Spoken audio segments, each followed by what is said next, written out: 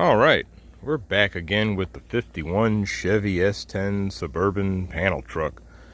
The last video you've seen, we worked on the interior, getting the dash and all the components put together on the dash and interior lights and all that good stuff inside. Even got the truck back up and running once we got battery power in place. All kinds of stuff were done on the inside. Even got seats in there. Got the windows and some form of door latching hooked up, however crude it might have been, but it works. But either way, our next move now is going to be external stuff. All the components that I have left over now, if we go and take a look at that, all our components involve a bunch of other hardware. We got our rad fan, we got a bunch of light fixtures, we have our original headlight buckets, as well as some H4 conversion housings to go in place of the regular bulbs, which will then accept LED bulbs, H4s, tail lights and stuff, mirrors, side view mirrors that is. Got a bunch of little stuff here to put in. So the only other thing left after all this stuff, as stated before in the last video, would be figuring out some kind of wiper system, but that'll probably be for a later date. Our main thing is really getting the truck set up to where it's going to be drivable and for all intents street legal when it comes to lights and everything. But since we're going to be on the outside, I think the easiest thing I could start with is mounting the mirrors, the side view mirrors, since that's just a matter of mounting the bases and bolting the mirrors in place. So let's go ahead and do that.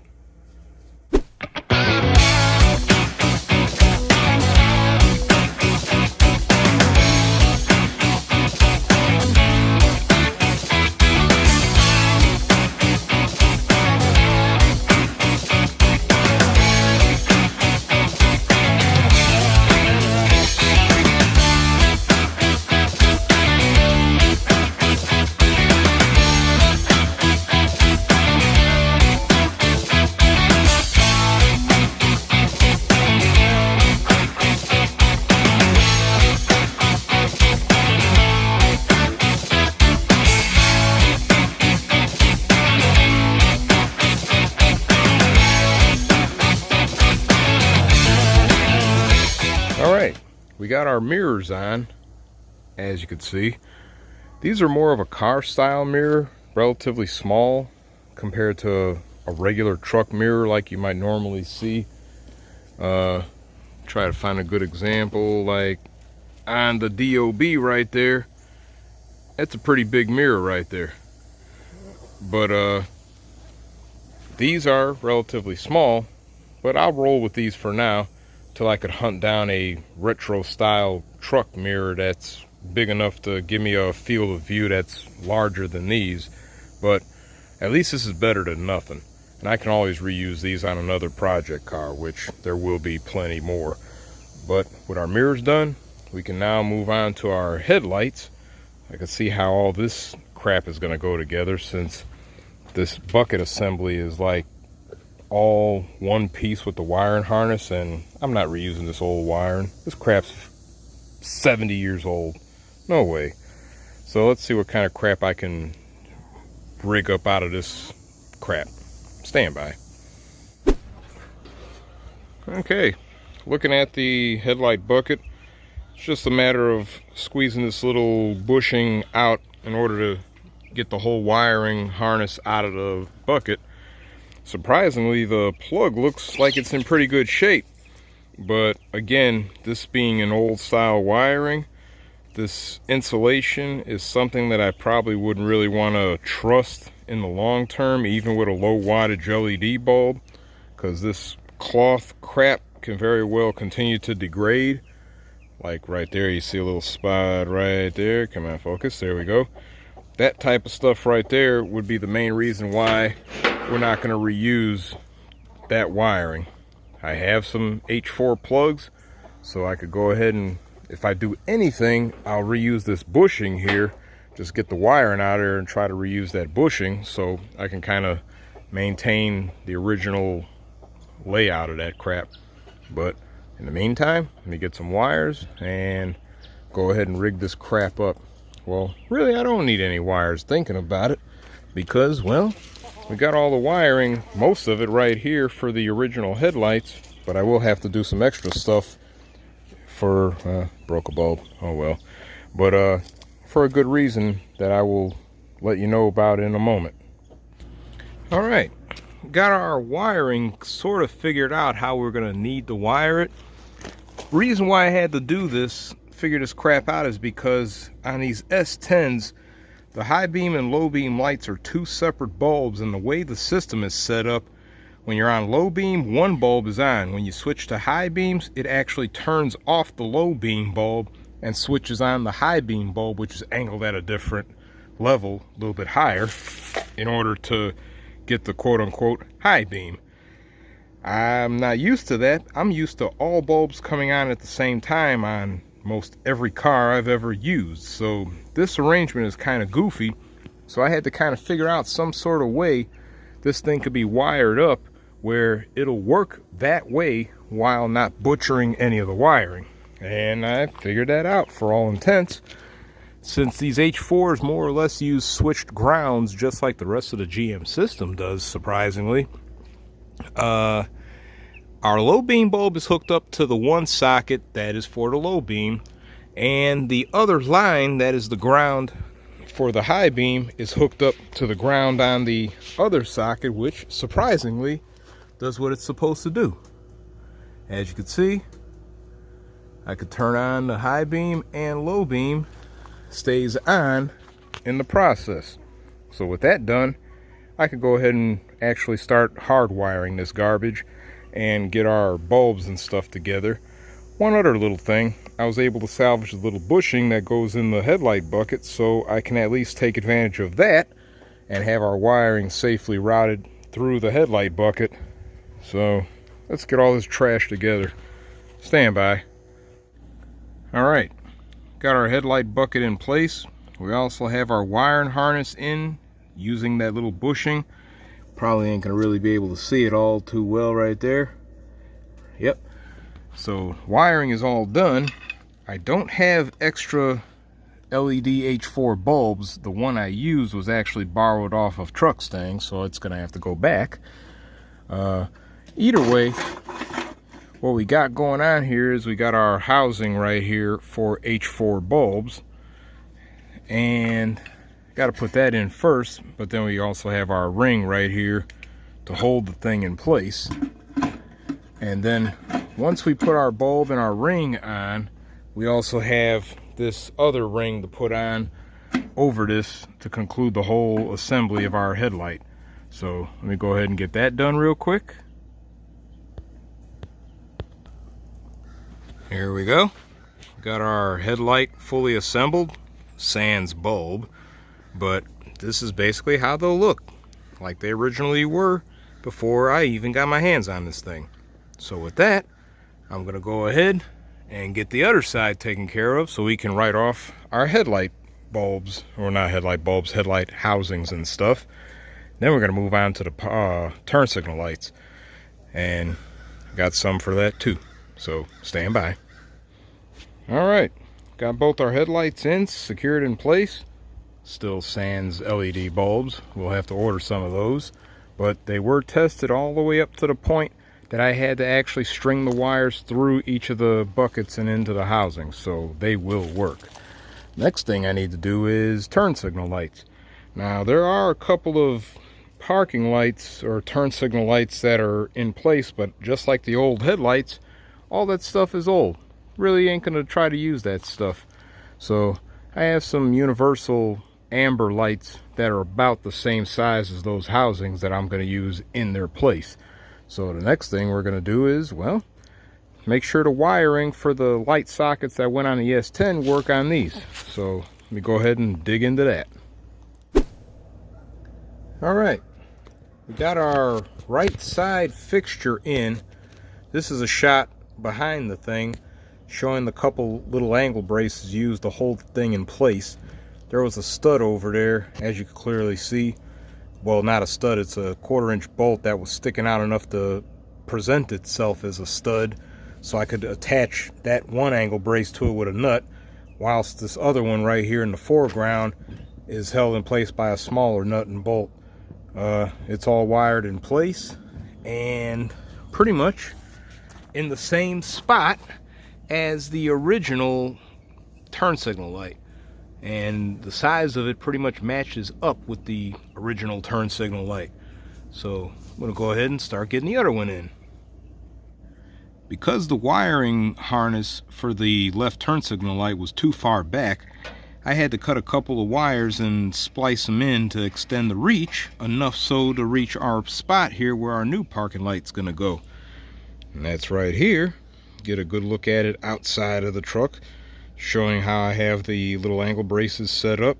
Screws, nuts, or the nuts and screws came with the light, and that's going to go in like this. This will go on that little stud tip from that 1/4 inch bolt, and then I'll have to tap another hole underneath there somewhere in order to get this brace on.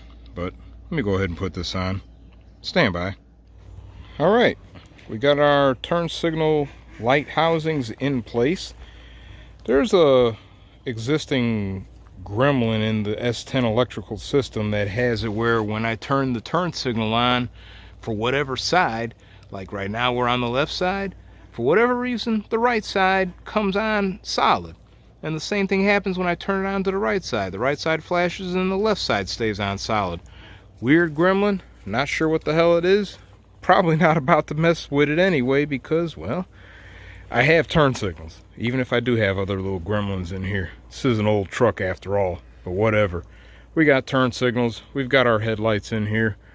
Next move I want to do while still at the front is put our rad fan in because, well, can't run this thing without any kind of cooling. So let's do that next. Unfortunately, I'm unable to use the 16-inch fan because, well, there's really not enough surface area to fully install the fan, and the spacing between the engine and the radiator is actually a lot less than what I thought. But all is not lost.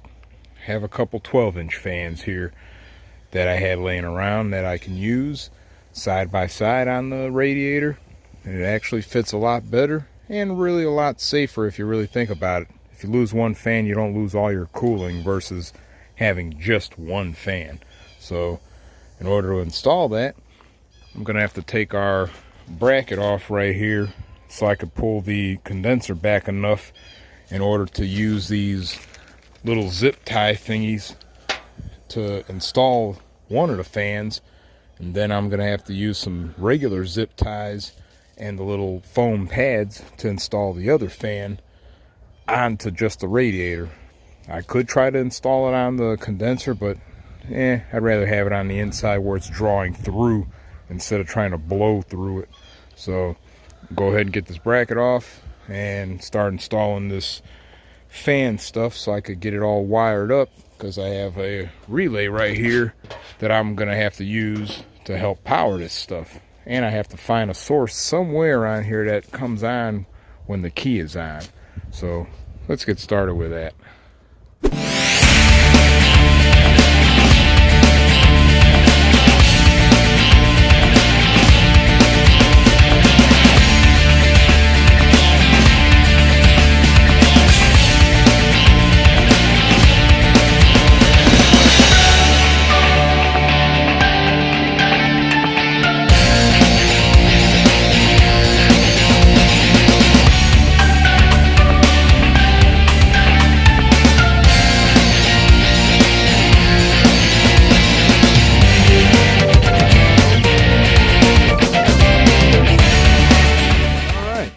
We got our twin 12-inch fans installed with the zip ties and stuff. Got it all wired up, double wired. Got a pair of lines right here going from the two, running up here to our automotive relay. That thing's getting some power from this inline fuse that's been installed in here for the cigarette lighter circuit on this truck in the past. But got our constant 12 volts from there going to the relay, and then we have this yellow line right here going into the cab, and it's hooked up to an unused line under the dash in order, right there, in order to switch the relay on when the key is turned on.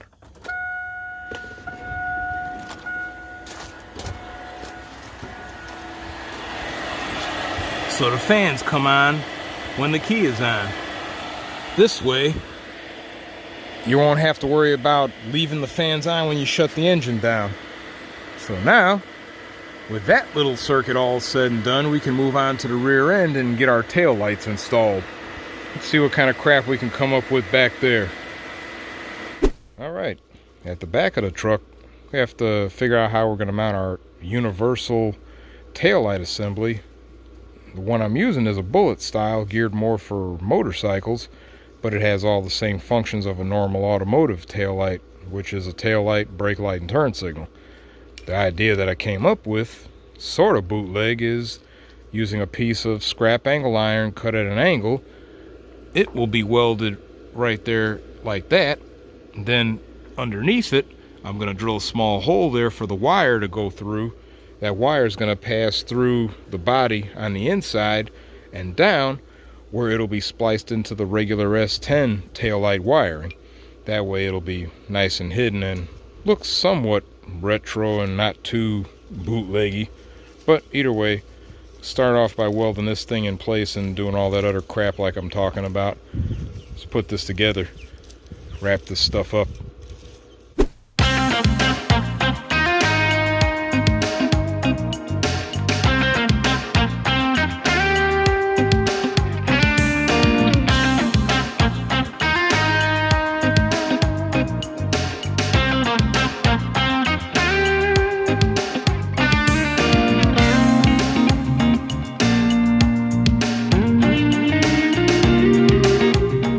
Alright, we got our brake lights taken care of. I actually had to clip the lines on the brake light switch, tap into another constant 12 volt power source on the one of the wiring harnesses, or one of the plugs in the wiring harness, and run a whole new line to the back going exclusively to the brake light portion of the bullet light here. Now, because the S10 had a shared turn signal brake light set up, eventually I might change these around to something different, but for right now this is what we got. If I change it to something different, I could go back to the regular switch turn signal / brake light setup and just hook back into the original circuitry. But either way, all this stuff is working. Tail lights work, turn signals work, brake lights work. I even took a moment to install a fresh trailer light wiring harness right there because the old plug was kind of boogered up. But take a quick look under here. We got all the old S10 wiring gathered up and zip tied in place because we really don't want to cut all that out because we might need to tap into it for some reason. You could also see the spare tire up in place, so yep, we got a spare. One last thing I really need to do is hook up the not parking brake, license plate light, so we can actually have that to be legal, quote unquote. But all that other crap, save for a couple little things, is done on the electrical system on here.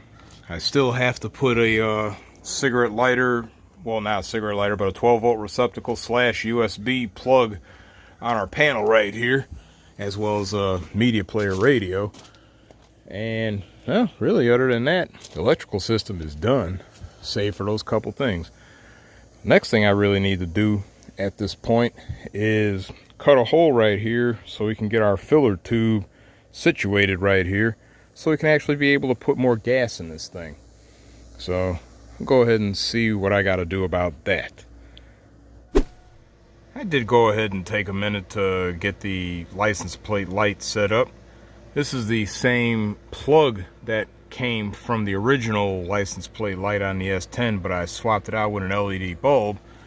I knocked out the old light socket that was in this mounting along with the grommet and just kind of wedged the light socket into the hole. As far as our wiring, I added some 2-conductor wire spliced in, and that's running through the door and through this point right here where the old hinges used to be, and going down to where it's spliced into the original wiring down there. Now, cool thing about this truck that's interesting to look at is the old light actually had this little contact thingy right here, so when the door is closed, these 2 points make contact with this to send power to the old light socket. This would have been cool to retain, but all this stuff is so rotted out that all you could do is just replace it with fresh hardware. But maybe in the future I might go ahead and, if I could find these components, restore that function, because that's actually pretty cool, instead of having just a loose wire strung across the door or whatever. But with that done, I'm going to turn my attention over to the filler tube for the fuel tank. The filler tube is currently sort of wedged in this little gap right here where this giant rust hole is at, and the fuel tank is right there. But as you could also clearly see, the fuel tank is almost at the bottom of the floor right there. So one can only imagine if you dump enough gas in this thing, it's going to just come puking out. Can't have that.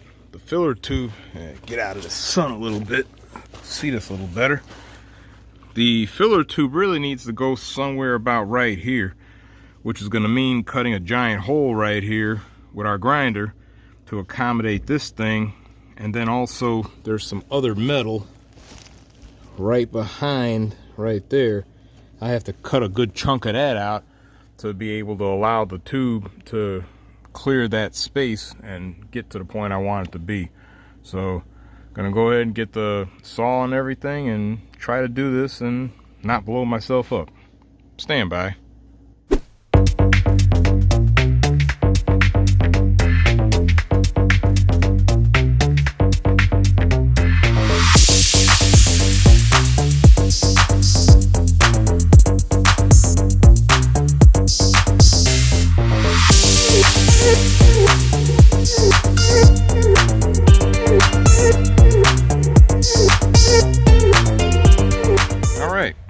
We got our hole cut for our filler tube.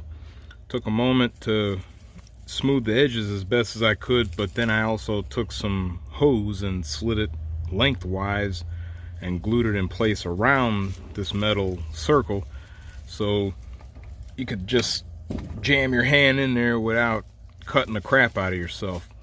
As far as underneath, let me get down here so you can look at this crap.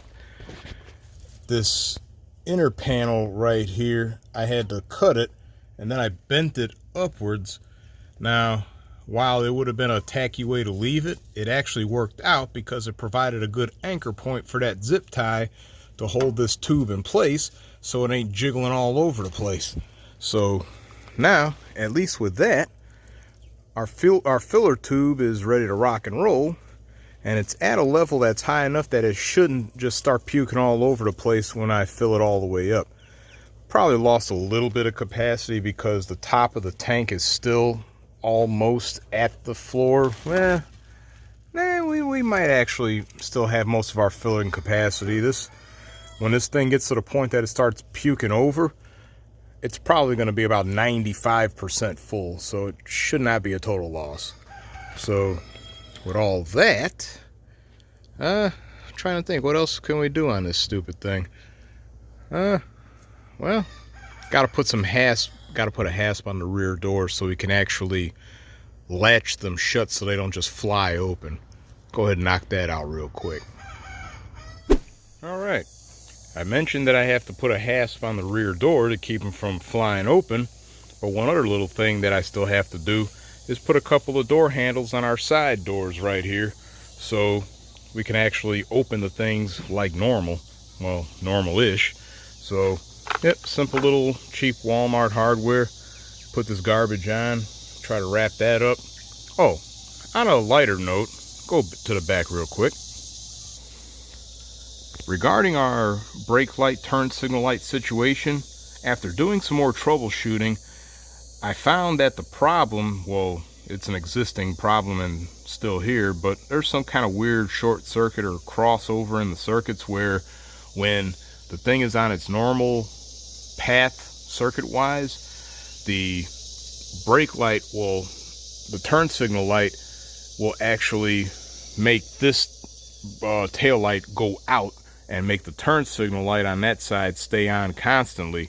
If I turn the turn signal lever on, the brake light / turn signal light will flash like normal. But in standby position, tail light is dead there and the turn signal light is constantly on over there.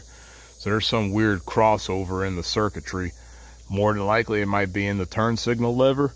Not 100% sure, not about to find out.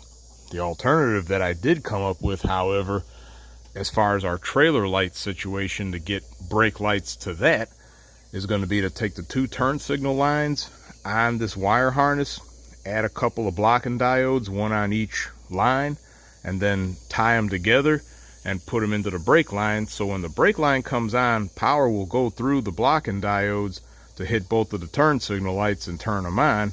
But under normal circumstances, if you turn the turn signal on, power's not going to be able to backfeed through those blocking diodes and turn all the other garbage on. So it's another bootleg way to fix a problem, but it'll make everything work like it's supposed to. And I'll probably do that a little bit later because it's not really important right now. Not about to tow any trailers with this thing right away. Still got some transmission issues, but more on that in the distant future. So let me get the handles and garbage on.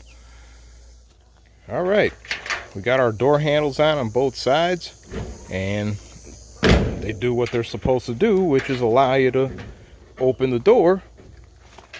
Get that little latch there. They're not perfect, but yep, they allow you to open the doors without having to grab for some awkward location in order to pull the door open.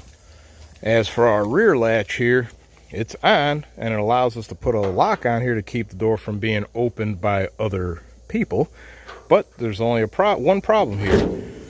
That right there. Because of the design of this hasp, it allows some play. So if I keep this hasp, I'm going to have to figure out some alternative way to fully secure both doors so they're not flapping partially open while driving. Now, with all that said and done, besides our little issue with the turn signal brake light thing for the trailer harness, we still have our glass to put in, whether plexiglass or legitimate glass. A couple little things inside like the battery box and the 12-volt receptacle and USB port. A couple little odds and ends, and then we'll be ready to rock and roll. All right, the solution we came up with for our floppy doors is more latches. Since this one here will be exclusively for putting a padlock to secure the doors, I ended up finding these 2 latches here. These are simple ones that flip up. I installed them in such a way where I had to hold the door down in order to ensure that when they're latched, the door's not going to bounce.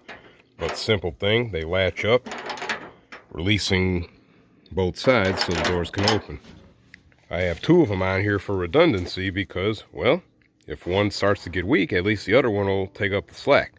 So our latching situation is pretty much done, and you can see the door does not have any more play. Short of somebody snatching the door, we won't have to worry about this for all intents. So next thing I want to point out, give me a quick second. I did take a moment to install the battery box in here. The box itself is mounted to the floor with 2 bolts, nuts and bolts, and fender washers. Came up with this little crude strap thing here using a hook bolt and the strap that came in here. And I know I'm using this all wrong, but it's also secured to the floor right here with a self-tapping screw. But yeah, it is what it is. The only reason this is not in here because it's a side post with lugs in there. Until I get a top post, this thing will be outside of that battery box. Also took a moment to install our little power station right here. 2 sets of 12 volt and USB receptacles along with a voltmeter. All this is tied to a constant 12 volt line coming almost directly off the battery. So if this is reading a good number, the rest of the electrical system should be fine in turn. That little switch right there is just an extra device there that I could use for switching something I might hook up in here later. As far as radio is concerned, I found this thing along with the speakers right there in another vehicle we stripped down, the Ranger that became a chicken coop. This radio works periodically, So this radio is going to be coming out and be replaced by a new unit. Speakers do work, but because of the radio, yeah, well, no tunes. So we'll replace that radio. Still got a couple other little things on the outside to address. Another little thing I decided to just go ahead and do was put some welds around these hinges here, because even though I put screws in there, they wouldn't really hold for that long after a while of bouncing around. And again, because all this crap is rusted all to hell, putting some welds around here is not really going to matter. I mean, this thing's already a basket case, so whatever. But at least our doors are not going to come off. Now, another thing that I needed to address is missing window. So, seeing as I'm having a little bit of an issue finding the glass for these panel trucks, and because the door is completely rusted around there, which would make putting the rubber weather stripping, or the bushing, or whatever you call that rubber crap that holds the glass in, next move is bootleggery. And part of that bootleggery is going to involve plexiglass being glued in place around here using a liberal amount of black caulk. It's like a heavy duty window caulk for windshields and crap, but whatever.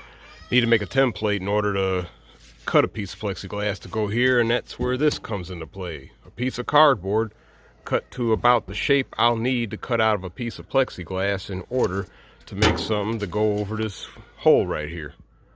Let's go to the front. Same thing really applies on the front. Now, while the bushing rubber weather stripping thingy is still in here, it is kind of brittle and garbagey, and it's rusty all around here. So I can find glass for this thing, which I will probably get in the near future. But for right now, I just want to get something to cover this hole here, which means more cardboard. So yeah, we're gonna have cardboard right here so we can cover the window. Obviously, this is just a template for some more plexiglass, so I will be doing that. Now, the other glass here is missing a chunk, which, as far as I'm concerned, for the time being, I could just patch that up, because, again, I will be replacing both glass pieces, but right now I just want to kind of seal this up as best as I can. Now, one other little funny thing I did, seeing that this thing is indeed an S10 underneath, all mechanically it is straight S10, I decided to salvage the badging from the old S10 doors and glue them on our doors for the 51. So this will help solidify the title of this thing being the 51 Chevy S10 Suburban panel truck. Just a little funny thing I thought I'd do just for shits and giggles. So in the meantime, I need to get some plexiglass. Stand by. Alright, got a piece of plexiglass, cut out a couple of templates with cardboard and use those to trace out the window pieces that I would need from the plexiglass. So now with this all ready, I can go ahead and start working this piece into that opening right there, and then glue that in place in the back. So let's continue. All right, got our piece of plexiglass in on the driver's side of the windshield. Had to do some extra trimming in order to work the thing in there. Did get one little crack right there on the final bit of window that I tried to work into the old weather stripping.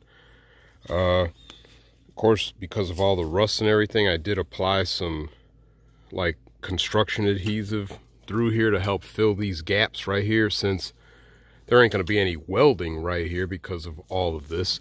So the only other option is to just fill the gap in with something that will, when it dries, help seal everything up. But as we could see, we have a window of no lesser terms. So with that, I will have to put some extra silicone caulk in the weather stripping to help make this a little more solid, because this is thinner plexiglass than the gaps in the weather stripping, so I'm gonna have to fill that in so there isn't as much vibration. Go to the back. back is different, obviously. I used the same construction adhesive to glue the panel in place over the opening on the door. Had to wedge a piece of PVC up against this point right here because there's a slight curvature of the door, and I have to be able to wedge that up against the door on that side in order to hold it against the glue. And then I applied extra around the little gaps right here to kind of work it in enough to where it's going to create a sort of caulk glue version of the bushing weather stripping on that window. Once that all dries up real good, then I could peel the rest of this plastic off so that side will be straight. But with that, we're pretty much straight on the window. For a temporary measure, I will probably just put something over that just to cover that opening right there, since all of that will have to be replaced anyway, so it doesn't matter how bootleg I go with plugging that hole. But with that, our next move is going to be latching our hood down so it doesn't fly away with the wind while we're rolling. We'll do that next. Alright, figured out a little way to secure our hood. Kind of cheap, but it is effective. First part of it is a couple of 5/16 bolts. You're not going to really see them, but I drilled a hole through the hood and then through this panel right here, where from the inside I put the bolt up, secured it with a nut and washers, of course, and that's on both sides. Then with that, I was able to slide the back of the hood over the studs of the bolts and then put these wing nut things on here to hold the rear down. It still gives it a little bit of play because this is sheet metal after all. But in the front, since we still have our latch right here, the next thing I did was drill a hole in this member right here and welded a bolt in place, so when I obviously take this board out and lower it down, our catch right here will catch on that bolt and latch down. Now there is a little bit of play, downward play on the hood that I can still do in order to be able to release the hood, but I got to kind of work the thing in order to get it popped up. So there might be a high probability that this thing will not just pop free spontaneously while driving. But in the meantime, I'm probably going to still figure out some kind of way to maybe put some kind of bungee cord things or something that are just kind of a redundant part of the hood latching. And those will just probably be something like a short bungee cord that's bolted to the hood or something where they could just hook down as a safety thing. But all in all, let me actually do this.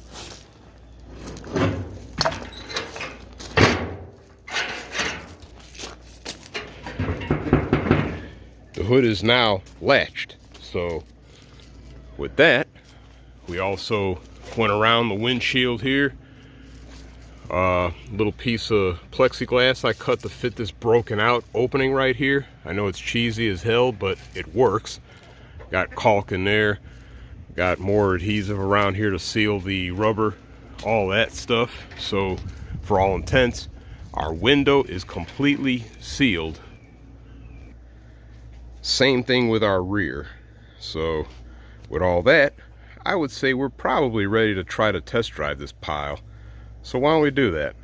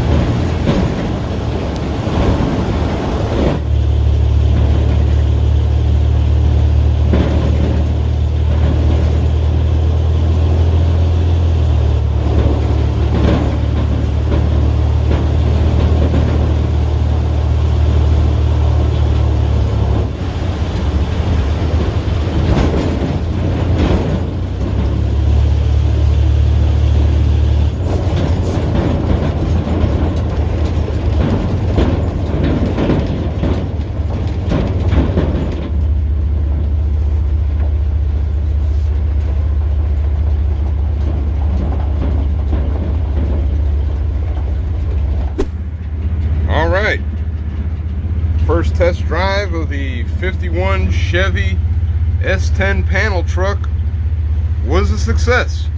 We made it back, as we should have, because this truck used to run anyway. Only a little minor thing going on with the transmission lines. It's got some leakage somewhere on one of the lines, or one of the junctions on the line, so I'm gonna have to address that, but that's minor for all intents and purposes. But yeah, truck runs, and contrary to what I thought was gonna happen, the only real noise came from the rear doors vibrating. Didn't really get any noise from the hood because that's solidly mounted because of our little studs and wing nuts, as well as our latch, and even some redundant heavy bungee cords on the front there holding the hood down. Fenders, the side doors, nothing really vibrated, just the rear doors. So we'll have to look at that later. But and even our plexiglass windshield worked out pretty good.